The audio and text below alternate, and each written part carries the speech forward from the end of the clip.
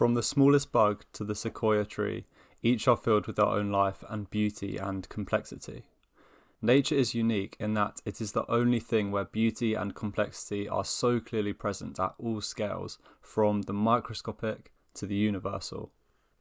The walk of a caterpillar on a bright green leaf, the flow of the clouds over the sunny horizon, the dark red trunk of the sequoia tree, the petals of the flowers, and the millions of pollen the flower holds. Although all of this beauty is there, all around us, it is not always seen. It is too easy to glance over and to forget that all of this is around us. We get caught up in our minds and see only the worries for the future or the regrets of the past. We're stuck in the world of labels, and we do not see and feel what is right there in front of us. Learning to clear your mind and be present right here and now and see what is really there, to appreciate all of this and to see it all the time. It's this change in perspective that can open up a whole new beautiful world. It's not necessarily a hard thing to do. It's almost too simple just to see what is there and sit with it and breathe.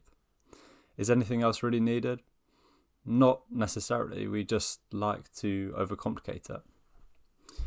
We have a habit of distracting ourselves. This is made harder by the fact that our phones are constantly taking our attention away from the real outside world. It's like in Brave New World, when the babies move towards the enticing flowers, alarm bells ring and they suffer a mild electric shock, making them dislike the natural world.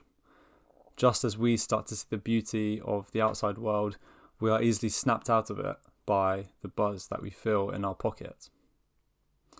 To see what is right in front of us and be fully there with it, this is the basic art of noticing.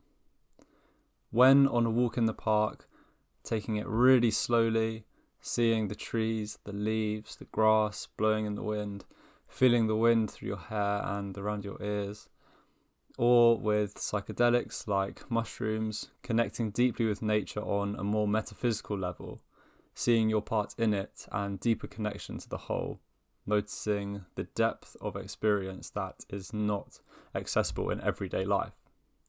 Or the gradients in between this, it's all valuable experience.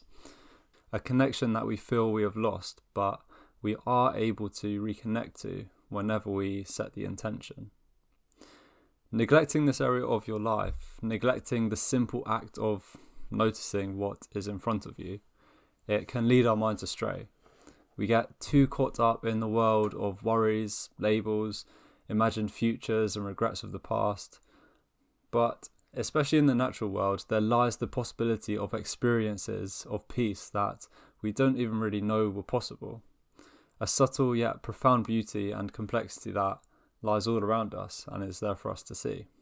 We just don't necessarily know it. For example, in trees, seeing the beauty and uniqueness in every single one. Each tree has its own personality and character. For every single one, you can zoom right into the leaves, see the patterns and complexity in each of the thousands of leaves that lie on the fractal branches. Each tree being part of an entire forest, its underworld connected to the mycelial network, its connection to the atmosphere and the air that we breathe, the bugs and birds that call it home. This is just a minute, minuscule portion of nature, and yet it holds all of this incomprehensible depth and complexity and beauty. But even talking about it in this way is limited. You can never fully describe the complexity of the networks of nature, as language is inherently limited in its power. But perhaps there is another way to appreciate the depth of complexity, which is through direct experience, rather than the conceptual labeling we are used to using when navigating the world. Sartre's Nausea examines this unsettling yet life-altering moment where one perceives the world, particularly the natural world, without any labels, concepts, or anything distracting us. Noticing, for example, a tree as an instance of pure, unfiltered existence. There lie no labels, no conceptual musings about the function of this tree, the function it performs and its relation or use to me, but the only thing that is observed from the tree is its pure existence. This is a unique experience, detached from all labels, so vastly different from waking, neurotic life that many of us find ourselves stuck in every single day.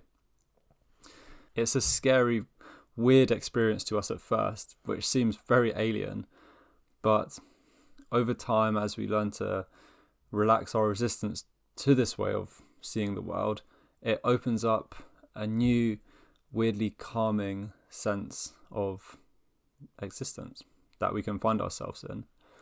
One that you don't necessarily try to conceptualize or grasp fully or get a full scientific understanding of, but one that you just sit with. You sit in the world appreciating the existence of everything around you.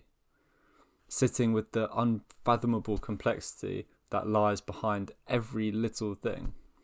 Being there with this beauty of the unknown. It's a challenge to do this. It's a challenge for the ego, especially depending on how built up it is or how much it relies on concepts to define itself and the world around it. Accepting that much of the world is unknowable or unsolvable is hard for lots of people to do. Or to accept that conceptual knowledge of the world is inherently limited in its power. But learning to love the unknown with some of the methods outlined previously, namely that of noticing what you normally glance over, sitting in nature, immersing oneself in it, not needing to conceptualize or trying to know everything, but just to feel and appreciate the existence of the things around you. Even experimenting with psychedelics to help reconnect oneself with nature and see through some of the neuroses and anxieties that can plague everyday life.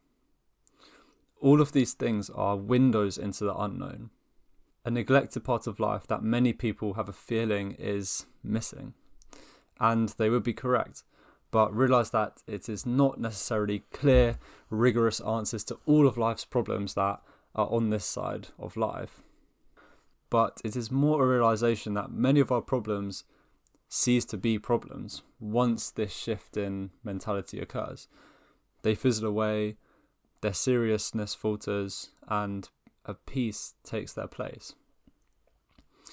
Delving into this world of the unknown and sitting with it, appreciating it and being open to it is extremely valuable, and if done consistently, can really be life-changing. Hopefully this video spiked your interest in this topic, and I urge you to explore it yourself. Find books on it.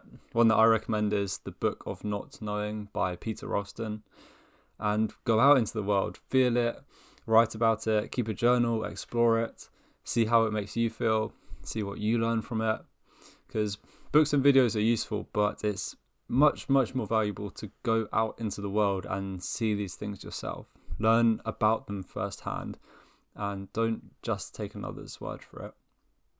But anyway, thank you so much for watching. Many more videos will be on the way soon because I'm planning to upload a video every week now. So I will see you soon. Thank you again and goodbye.